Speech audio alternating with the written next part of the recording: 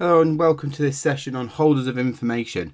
Today we're going to look at a few different things. We're going to look at what is information, who are the holders of information and what does the specification say, and looking at the categories of holders of information, as well as looking at what those categories hold, and also the legislation that protects the information in which those categories of information hold.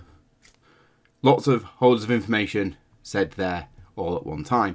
So, what is information? Information is data with context. It is more than raw facts and figures.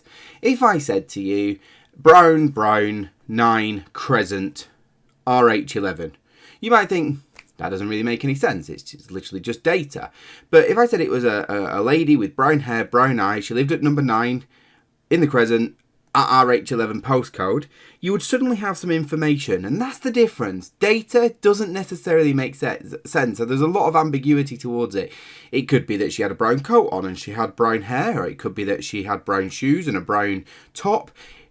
There's lots of speculation with the data, unless you have that key bit of context which makes it become information.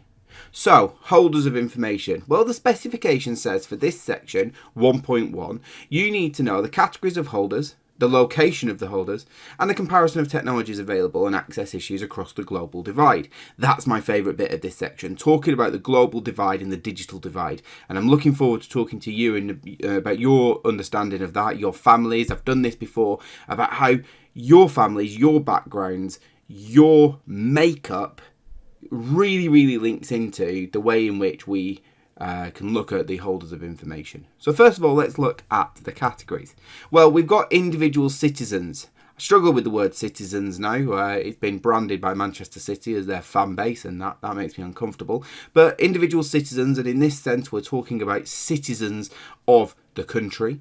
So that's me and you. Businesses. That's people like Matalan, Primark, JD, businesses that hold information on us. Educational institutions, primary schools, secondary schools, colleges, universities, those sort of things, something that provides an education. Governments, well, we only have one government in this country, and that is the UK government, okay? You've got the devolved administrations, as Boris Johnson keeps saying, and they may hold information, but usually only if your data is within their country, okay? Charities might hold information on us, and healthcare services and community organisations. So, how to establish who holds what? First thing I'm going to say is I would like you to make a list of the holders. Beside each holder, list the organisations that you know of anyway. You know, we don't always know who holds data about us, who hold information on you within that category. So, for instance, if it was me, individuals, you can't list every individual that holds information on you, but I would list maybe my wife, my parents, my close friends. Businesses, well, I know I've got a contract with Vodafone. I know I've got Virgin Media, home broadband and TV. So they hold information on me. I bought a car from Honda, so they probably got information on me. So I'd list some of the businesses I'd go with. Probably about 10. Don't do any more than 10. Educational institutions, so that would probably be my primary school, secondary school, college, university. University that I've gone to since leaving university, they hold information on me. Governments, that would be the UK government. There's not really much more I can put on that, but I could narrow it down to local government. So Crawley Borough Council have data on me because that's where I live. West Sussex County Council have data on me because that's the county that I work in. So different branches of the government have data on me. Charities, well, I donate to charities, but not on a regular basis. I don't know that many charities do have my data, so I wouldn't put much in there.